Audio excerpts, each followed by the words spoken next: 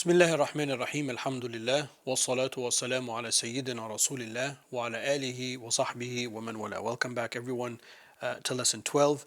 Inshallah, in today's lesson we are going to read lines 78, afwan, 74. I'll go back and just start with 73 just to remind us we're going to do the entire section of syllogism. So we'll go from 73 to 89. What we're going to do is we're going to talk about what a syllogism is and how the syllogism has two parts. There are two parts to the syllogism, and we will learn that there are two types of syllogisms. One is correlative, and the other one is selective. And then we will talk about the first type, the correlative one. And the correlative one will have two premises, and then there's a conclusion. And then based on that, there are four figures. They're called figures, ashkal. There are four figures of that type of syllogism. I will introduce for you the four figures. I will give you examples of the four figures using letters. Dr. Firial Salim, in her book on her translation of the Isra, which I introduced in the beginning, I'm going to use this because they're very excellent examples. And then we will zero in on the first type that we're going to talk about, which is like if A equals B and B equals C, A equals C. And we're going to talk about the mechanics of that type of figure, how it's formed, and then how also it is not formed. So when we talk about syllogisms, it's important for us to understand obviously what a syllogism is and how it's constructed, the four, all of that, all the things I just said.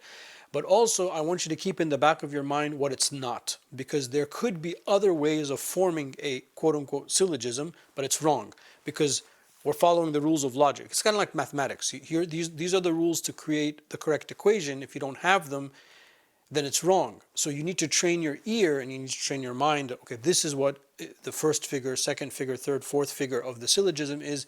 And what that person just said, it breaks that. It breaks those rules that we learned in logic. That's what's important. We're not going to spend so much time on the negatives, but I am going to mention it because in my Arabic commentary, he has some good examples of, I want to give those out to you. So those are the main topics we'll talk about, and we'll begin the discussion, inshallah, in the next clip.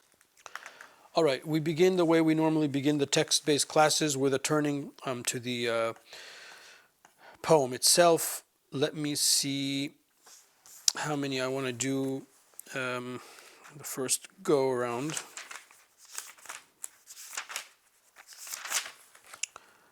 Let me read 73, 74, and 75. قال المصنف رحمه الله ونفعنا بعلومه في الدارين آمين. 73, which we did in the end of the last class, but we'll repeat it. إن القياس من قضايا صورة مستلزما بالذات قولا آخر.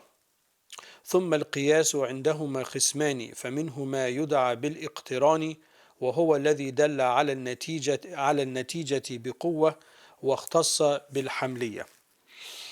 The syllogism is that which is formed from at least two propositions, and those are called a premise. In the science or the subject of logic, we call them the premise. Premise 1, premise 2, etc. Necessitating by itself another proposition called the conclusion. So if this, if that, then that. That's the base. That's what a syllogism is. So you are trying to arrive at a conclusion using these premises.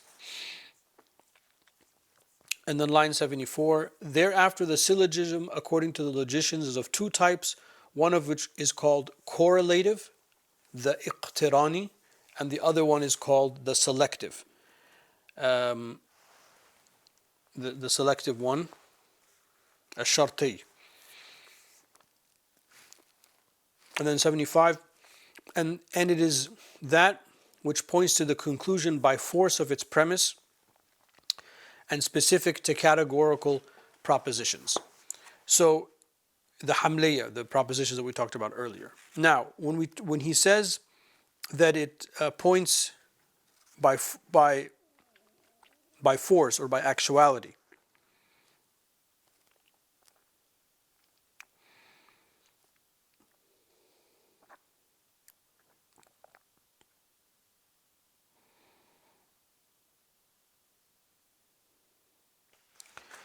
because the conclusion is actually directly taken from the premise.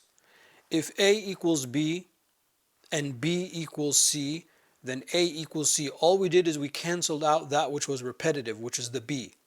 So the conclusion of A equals C is actually in the actual two premises. The first one has A equals B, there's A.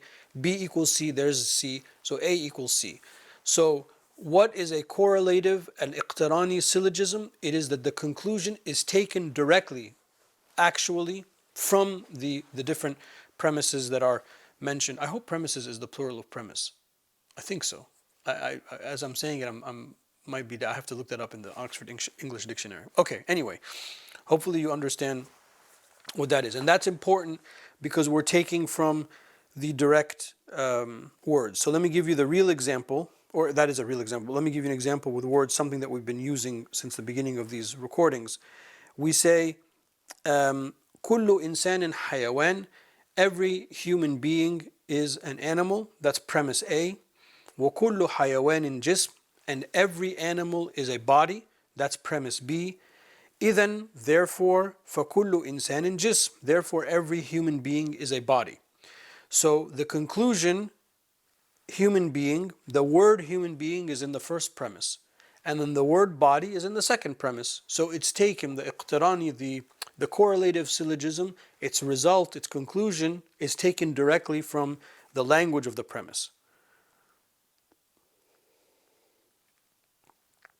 That's what he means by al-quwwa. It's taken by force. I translate it as force, or by actuality. You can say by actuality, from the language of the two premises that preceded it.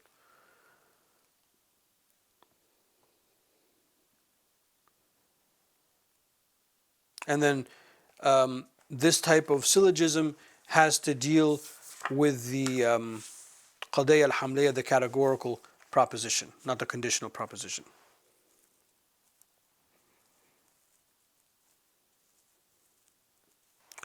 As for the selective syllogism, a shartiyya or sharti, it is that which both premises are selective or conditional. So, كلما كان إنسانا كان حيوانا. Every time there is a human being, the human being is an animal. So it's conditional. If, then. Second, that's the first premise. Second premise, وكلما كان حيوانا كان جسما. And every time there's an animal, it is a body. Therefore, كلما كان إنسانا كان جسما. Therefore, every time there's a human being, there is a body. Or every time there's a human being, he or she is a body. So it's the same, basically the same type of syllogism that I just gave you a second ago, but this one is conditional because each of the premises is mentioned in a conditional format. So each type of correlative syllogism, القياس الاقتراني, it can either be categorical hamli, or it can be conditional sharti, like the example that we just gave. Okay, 76 to 81. Okay, so he says رضي الله عنه, فإن ترد وإن ترد تركيبه فركب مقدماته على ما وجب. If you wish to construct the categorical syllogism, then construct its premise in the manner it should be constructed according to the logicians, which we're going to learn about. 77. ورتب المقدمات وانظر صحيحها من فاسد مختبرة. So arrange the premise in order and therefore diminish the true premise from the false by way of checking. 78. فإن لازم المقدمات بحسب المقدمات آتي. Because the truth or falsity of the conclusion that is entailed by and follows necessarily from the premises proceeds according to the truth or falsity of the premises. So whatever the premise is going to establish, then the conclusion has to be accordingly established, and vice versa. 79. وما من مقدمات صغرى فيجب اندراجها في الكبرى. That of the premises which is known as the minor premise, I'll explain all of this, must necessarily be such that it can be incorporated in the major. So the minor premise has to be able to be part of the major premise, or else the syllogism won't work. وذات line 80 وذات حد أصغر صغراهما وذات حد أكبر كبراهما. The premise that contains the minor term is the minor premise, and the premise containing the major term is the major premise. 81 وأصغر فذاك ذو اندراج ووسط يلغى لدى الإنتاج. The minor term is that whose members are included in the major term, and the middle term is that which is disregarded in the conclusion, meaning the thing that is like, if A equals B and B equals C, B, that's the middle term, that's dropped because it's repeated. Okay, so here we're talking about the construction of the syllogism that is correlative, al-iqtirani. First thing is, we said that we have two premises. The first and the second, if it's just one premise, a second premise, and a conclusion. Of course, there might be more, but we're just giving simple examples. Of those two, one will be a minor premise and one will be the major premise. That which comes first is always going to be the minor premise.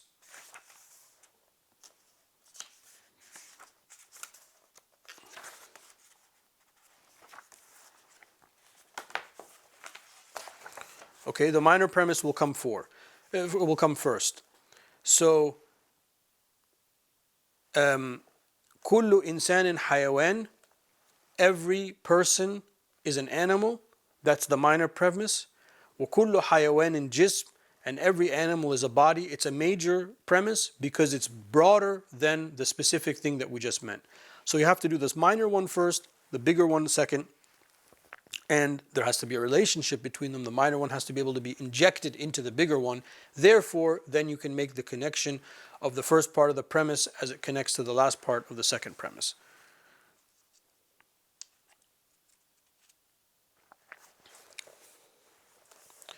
Okay, so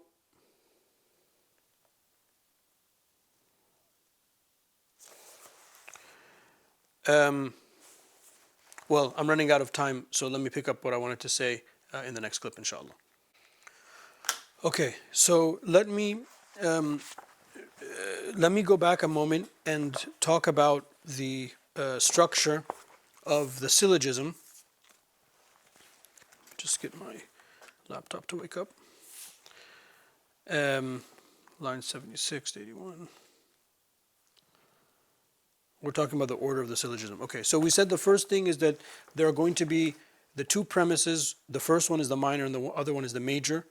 And then there is going to be the conclusion of that. I'm going to turn to Dr. Salim's book, in which she has a very nice couple paragraph explanation of this. Rather than me mumbling, I'm just going to read this. It'll be clear, inshallah.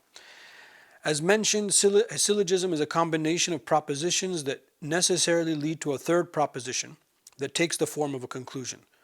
If A equals B and B equals C, then A equals C. Thus, the basic structure of a syllogism is made up of three propositions. Propositions 1 and 2 function as what are known as premises, while proposition 3 functions as the conclusion. The premises are the supporting evidence that lead to a particular conclusion, that a particular subject equals a particular predicate. So if A equals P, S equals P, or what is, so she uses, instead of A, B, and C, she uses S and P. So S equals P. The subject of the conclusion is known as the minor term, al-hadd al-asghar. And the predicate of the conclusion is known as the major term, al-hadd al-akbar.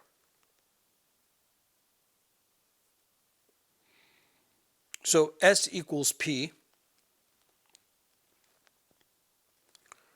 The subject of S, we call that al-hadd al-asghar. And then the predicate of the conclusion, the predicate P, is known as al-hadd al-akbar. The two premises that lead to the conclusion are connected by what is known as a middle term. This middle term, that's what we're about to discuss seriously in the next couple of minutes. So let me repeat that. The two premises that lead to the conclusion are connected by what is known as a middle term. The middle term creates the correlation between the two propositions and makes them function as premises by creating new information in the form of a third proposition known as the conclusion. This connector or link between the two premises of the syllogism is known as the middle term, al-hadd al-awsat, and is often represented as M in logical formulas. So she's using sort of the Western logical formulas. Syllogisms are always made of three propositions. The premise that contains the subject of the conclusion is known as the minor premise, and the premise that contains the predicate of the conclusion is known as the major premise. That's what I meant. The minor one comes first and then the major one. The predicate and the premise containing the predicate are characterized as major. The predicate and the premise containing the predicate are characterized as major because the predicate of a conclusion is ideally more general and more universal than the subject. And the example I've been giving you, كل إنسان حيوان, every human being is an animal, and every animal is a body. Every animal is a body is more universal as a predicate than the first premise. The predicate and premise containing the predicate are characterized as major because the predicate of a conclusion is ideally more general and more universal than the subject. I just read that. The subject and the premise containing the subject are referred to as minor because ideally the subject is more specific or particular than the predicate. So the first sentence, the first premise is going to be smaller than the second one. The equation of the subject, the minor premise, and the predicate, the major premise, is known as the conclusion. In the conclusion, the middle term is always eliminated, although it appears in both the minor and major premise. If A equals B and B equals C, that B it exists in both, so it cancels out.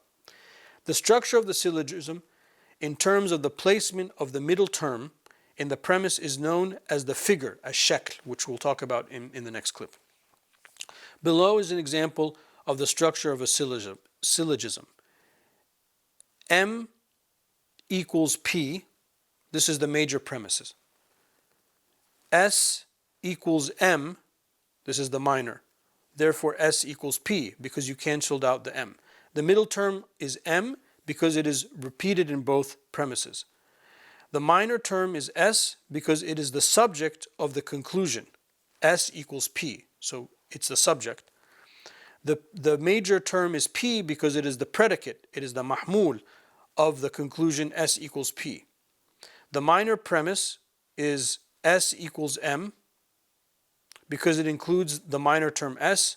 The major premise is M equals P because it includes the major term P. And let me just show this to you.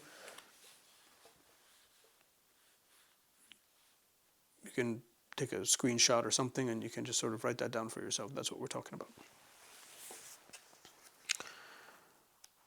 Okay.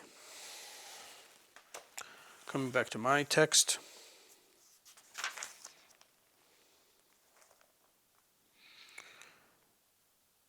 Okay.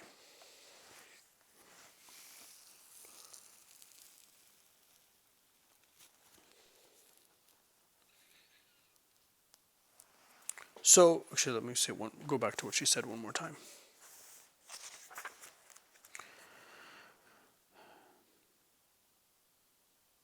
So let me read it in the order that you would read the syllogism because the small one comes first. If S equals M and M equals P, then S equals P. How do we know that S equals M is the minor one?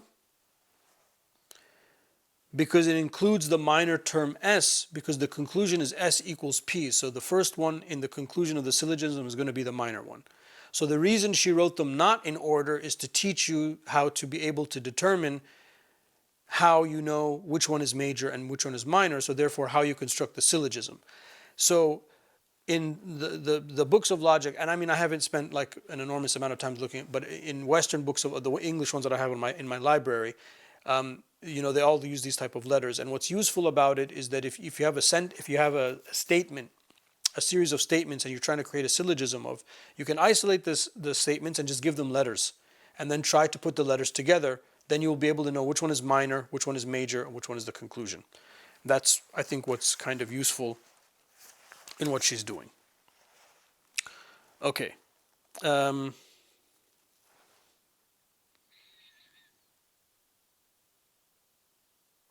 So the terms that we're introducing in this section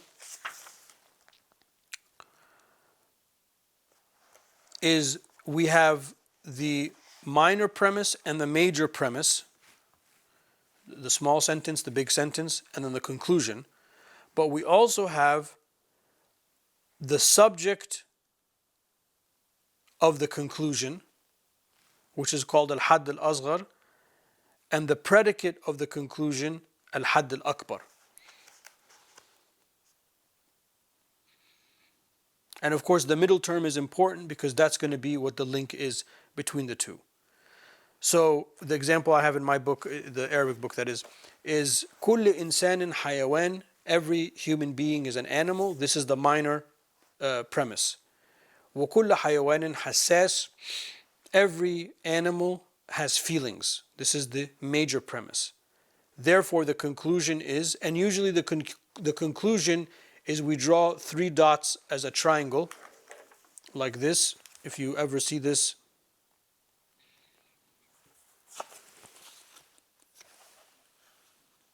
this means conclusion, therefore. Even when I write in my notes to myself, therefore, that's sort of how logic, and even in the Arabic books they do that. So every human being is an animal, the minor premise. Every animal has feelings, the major premise, because it's larger. Therefore, the conclusion is, therefore, every human being has feelings. We have canceled out the middle term, which is animal. And every human being, the human being here in the conclusion, this is what is al-hadd al-asghar, the minor term, and then al-hadd al-akbar, the major term, has feelings. And that's basically the structure of the syllogism.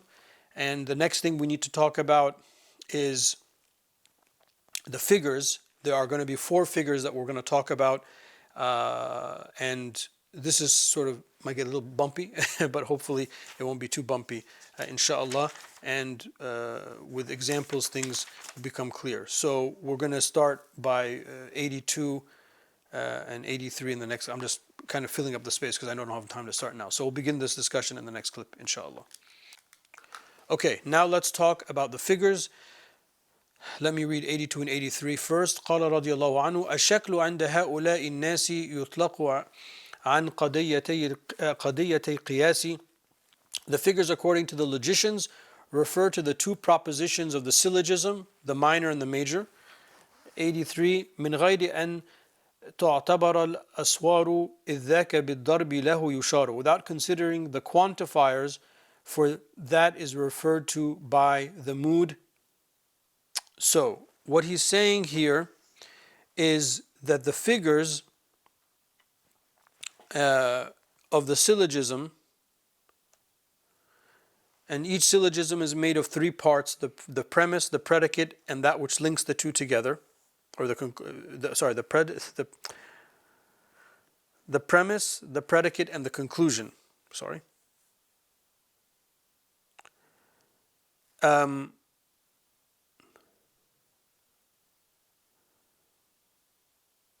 And the quantifiers that he mentions in here is al-kayf, whether, meaning that it's affirmative or negative. So that gives us 2 options. And then al-kam, the quantity, which we say kulliya or juz'iyya, general or universal or particular, and that gives us 2. And that's how we have the 4. That's how we have the 4 figures.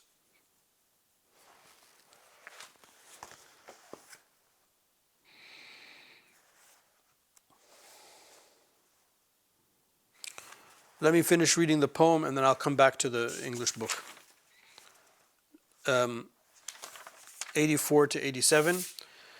وللمقدمات أشكال فقط 4 بحسب الحد الوسط. The premises only have 4 figures according to the position of the middle term.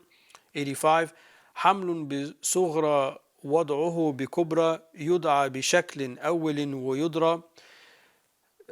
Being the predicate in the minor premise and the subject in the major premise is called and known as the first figure.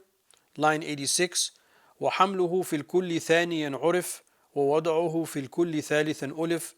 The predicate in both premises is known as the second figure, and being the subject in both premises is known as the third figure. ورابع الأشكال عكس الأول وهي على الترتيب في التكمل. The fourth of the four figures is the opposite of the first figure, and they are in the order of perfection. Actually, I just want to do up until there.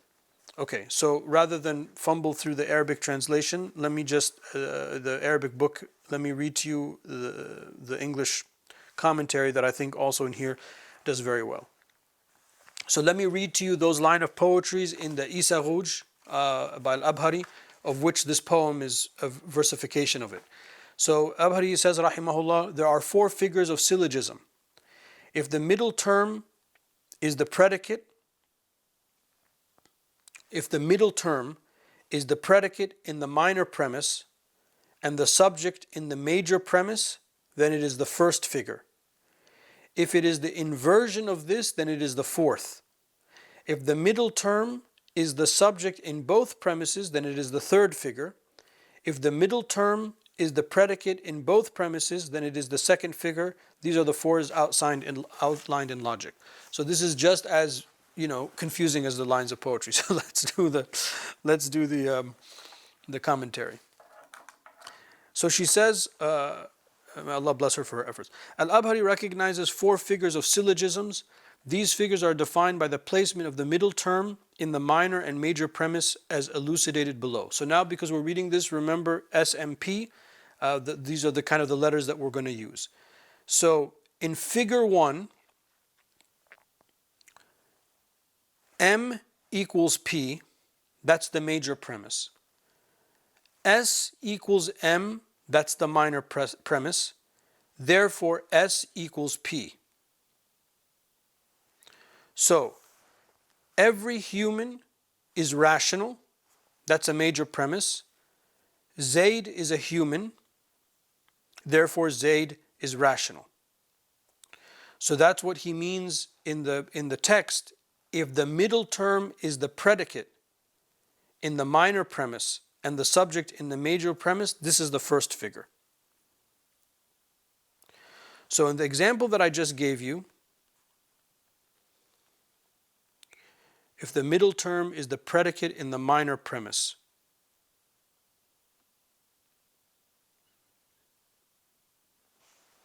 which is human, and the subject in the major premise, every human is rational. Right. So let me show you this example. You can take a screenshot. That's the first figure.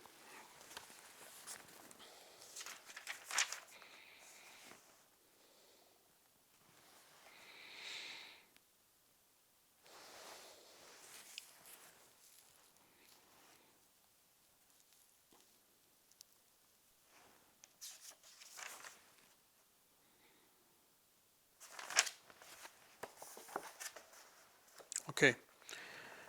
Now figure 2, he says, is the opposite of figure 1. Sorry, that was figure 4. Well, let me do that first. Figure 4 is the opposite of what we just said. The middle term is the subject in the minor premise and the predicate in the major premise. So the major premise is P equals M. The minor premise is M equals S. Therefore, S equals P. So in figure 4, you can take a screenshot of this. This is the exact opposite of this one here, figure 1. It's just the mirrored opposite of that.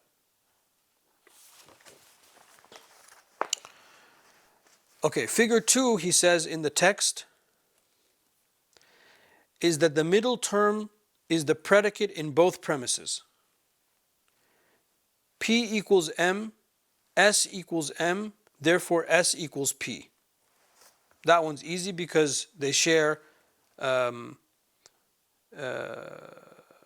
middle term is the predicate in both. This is figure 2 of the syllogism. And then figure 3 of the syllogism is that the middle term is the subject in both. M equals P is the major premise, M equals S is the minor premise, therefore S equals P. So this is the third figure. Okay, those are the four figures that we have of the syllogism. So let me go back and give you examples before we wrap this up. In the first figure, we can say كل إنسان حيوان, every human being is an animal. وكل حيوان حساس, every animal has feelings. فكل إنسان حساس, therefore every person has feeling. Okay? That's figure 1. That's kind of the standard one we have. Then in the second figure, where the middle term is the predicate in both premises, we say كل إنسان حيوان, every human being is an animal. ولا شيء من الجماد بحيوان, and nothing from inanimate objects is an animal. Therefore فلا شيء من الإنسان بجامد, therefore no human being is an inanimate object. So al-hayawan, the animal, is repeated in both of them. And that's what we say when we say the middle term. Here the middle term is that which is repeated in both premises. Okay, and then الشكل الثالث, let's do where do you go? الشكل الثالث, the third type. كل إنسان حيوان, every human being is an animal. وكل إنسان ناطق, and every human being articulates. Therefore فبعض الحيوان ناطق, therefore some of the animals are articulate. So remember, in the third figure, we are saying that the subject in both premises, the middle term is the subject in both premises. And then the fourth, which is the opposite of the first figure, we can say كل إنسان حيوان, every human being is an animal. وكل ناطق إنسان, and every thing that articulates is a human being. Therefore فبعض الحيوان ناطق, therefore some of the animals can articulate. So in the fourth figures, the middle term is the subject in the minor premise and the predicate in the major premise. And that's, well, I don't want to do two more, even though I said I'll do more lines of poetry, I don't have the space for that right now. We'll do that in tomorrow's class. Wallahu ta'ala a'la wa a'lam wa sallallahu ala sayyidina maulana Muhammad wa ala alihi wa sahbihi wa sallam. Okay, in today's class, we did lines 74 to 88. I didn't get to 89, but that's okay. And in the lines of poetry covering the text, we talked about the entire syllogism. We talked about the syllogism having two propositions, two premises. One is minor and one is major. The minor one will come first, then the major one. The major one is something that is larger, so the minor one has to be able to be injected or introduced into the major one. And then we have a conclusion. And there has to be some link between the minor and the major, obviously, to make the conclusion. We learned that there are two types of syllogism. There is the iqtirani, the correlative, and there is the sharti, the selective. And we said that what makes a syllogism is that there is a necessary conclusion by force from the premises, or by nature or by reality from the premise, because the conclusion is literally taken from the words of the premises. You're just extracting the words of the premises and putting them together. And then with minor, major premise, etc. Okay, and then we learned about the figures, which is a little bit, I know, can be complicated, and that's when I turned to the other translation of Feryal Salim's translation, is that there are four figures of how to create the syllogisms. And we gave the examples from her book and also from the Arabic book that I've been teaching from, about when things are repeated or not repeated. So we learned about the first figure, that the middle term is the predicate in the minor premise and the subject in the major premise. And then we learned that the fourth figure is the inversion of that. And then we learned that the third figure is that when the subject is both, the middle term is the subject in both premises. And then in the second figure, we learned that the middle term is the predicate in both premises. And I gave you examples of that. And what that also will help, even though I didn't get into this so much, but maybe we can do it in the next class, is we want to also pay attention to when things are not properly formed syllogisms and therefore not logical, because a lot of people do that and it's unknown to them. Those are the major topics we talked about in today's lecture. Alhamdulillahi Rabbil Alameen. Wa sallallahu ala Sayyidina Mawlana Muhammad wa ala alihi wa sahbihi wa sallam.